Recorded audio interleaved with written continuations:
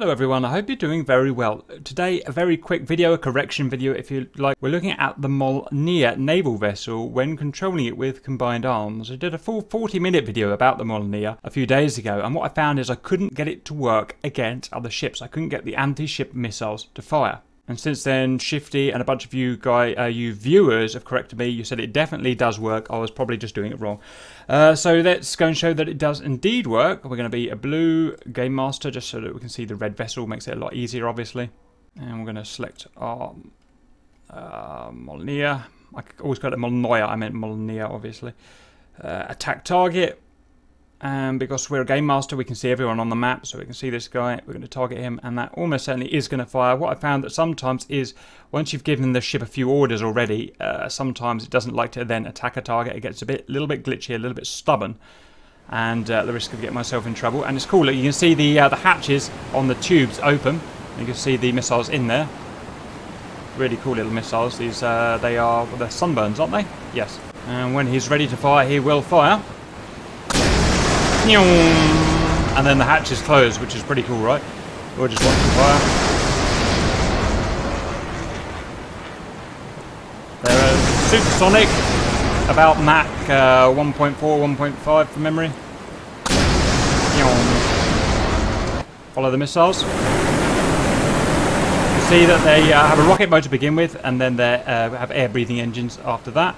Just under 1,000 knots true.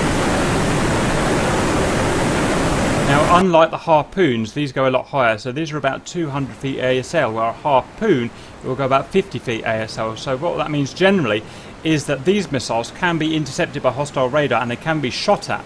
So, and then we see that with a lot of Russian missiles, rather than going low like the NATO equivalents do, these rely on kinetic energy to beat the target. So you've got massive mechanical energy in this thing, basically the speed of it. They just go too fast to intercept. And these are actually quite slow for Russian missiles. You can get Mach 2 ones, although I've forgotten what they were, fired from one of the cruisers.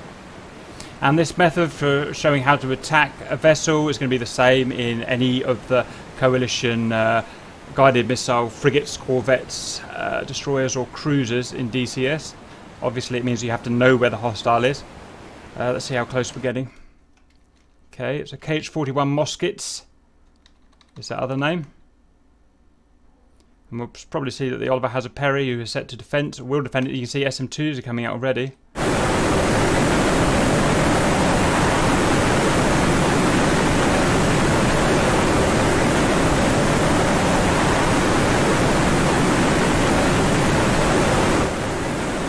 Boom, missed.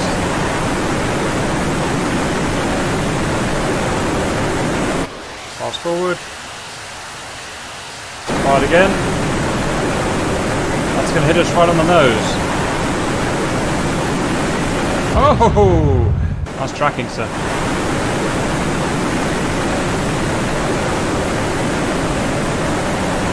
We're going to hit. We're going to hit.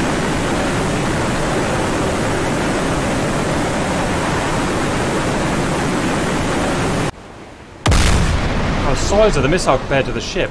What a massive unit it really is.